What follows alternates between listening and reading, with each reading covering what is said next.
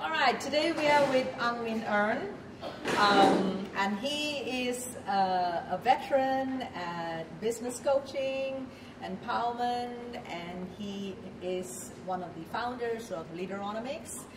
He has a history and involvement with a number of large multinational organizations from the IT sector, as well as has been instrumental in business development along the lines of innovative and creative training programs that not just enable people to just get certificates which they can frame up and leave on their wall, but learning skills that they can from the get-go implement, not just in the workplace, but in their life. Yep, that's right. Now, Ming Ern, tell us what prompted you to depart from your chosen profession of accounting and to go into this arena of human development. It wasn't something that happened just like that. I think that in the process of working and dealing with people, I found my passion in helping people, and I found that I wanted to influence lives around me. So it was a natural progression that eventually one day I would end up in roles that would have me working with them to better themselves, to realize potential, and so that was how it actually happened. But getting there was not something that I sat down and I put it on paper and all that. I think that as I work in different places, I had to go through a process of discovery myself, just to find out what exactly I was interested in, where would my passion lie, what kind of impact would I want to leave in the world. Yeah, so I would say that as I discovered myself, as I discovered my passions, it was a progressive journey, and I ended up in the role that you just described. Okay, yeah. Great. And that's very refreshing, actually. Most of us go through various cycles of career. I, for one, moved from legal profession to investment banking to running my own consultancy in my own business. So today I'm my own boss and I run my own business. What advice can you share with today's graduate? I mean, in our classroom today, you have seen people who are fresh out of university and colleges with degrees, diplomas, hopes, dreams, ambitions, and our program is meant to help them unlock their highest potential so they can fulfill their dreams. What would be your advice to them going forward if they are to achieve these dreams? Don't wait. If you have a dream, if there's something you want to do, and you're already passionate about it, get out there, learn as much as you can about it, talk to people who are in the industry, get onto the internet, research about people who are doing similar things. Just keep exploring, keep learning about that area of your passion.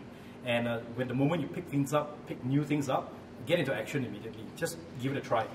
Yeah, but of course, having a group of mentors, having a group of people who have gone on that journey before, is very, very important as well, because they can help you avoid some of the possible pitfalls that could occur. So I think the most important thing that we see, and I'm not the only one that says this, I think many, many people in the field of personal development and business say the same thing, that the biggest challenge is really just getting into action, doing things. And I think we are littered with examples. There are so many examples throughout history of people who didn't have it, didn't have everything, didn't have the whole package, didn't have all the answers, but the important thing was that they took action. They went out there and did something, and they produced a result from there. And sometimes the best journey we can have is to actually experience it ourselves and learn from it. Now, of course, I have to put a caveat here, that there are some lessons which many of us would probably not want to go through, things like losing a lot of money, getting bankrupt, and things like that. So that's why I believe it's important to surround yourself with a group of mentors. And mentors don't actually have to be people who sit in front of you. Go to books, get onto the internet, like I say, and there are many, many stories, biographies, people who share their personal experiences. Go start learning from these people. If you're waiting for a job, go create something while you're waiting for a job. I think that there's nothing more attractive to an employer than to meet somebody that is proactive and action-oriented, and in that interim period, waiting for a response from employers, from companies or anything, they themselves have got into action, did something, produced a result already.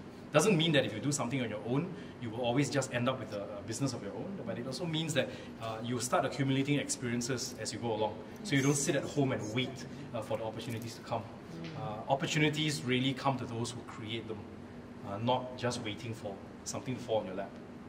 On that note, when you talk about opportunities, we are seeing increasingly a large influx of graduates from Philippines, Thailand, a lot of Indonesia, a lot of neighboring countries.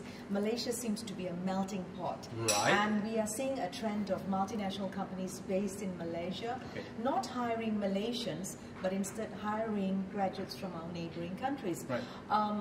Can you maybe single out one or two reasons as to why our Malaysian graduates are seen as not being the preferred choice, but rather taking graduates from other neighboring countries or other Asian countries, for example? You've worked with several MNCs. You don't have to name names, but we're just trying to learn, because we're organizing this program to enable hundreds of thousands of unemployed graduates in Malaysia to get employed. So we need to also learn maybe what is it that our graduates lack, that perhaps employers who are based here are turning to Philippines or India or Singapore or Thailand and hiring people to work in Malaysia. This is a very difficult question to actually give a just a single answer to. Sure. It's very important to understand that everything is perception. So people act on their perception of things. Okay. So if, for example, a company has had bad experiences with a local graduate, perhaps either in terms of their competency or in terms of their habits or behaviors, sometimes 1, 2, 3 such experiences can lead to a bit of a stigma or a stereotyping, and that can result in them avoiding local grads and going for foreign grads. But I would think that as far as the Malaysian graduate goes, we are not lacking in any way as a Malaysian grad.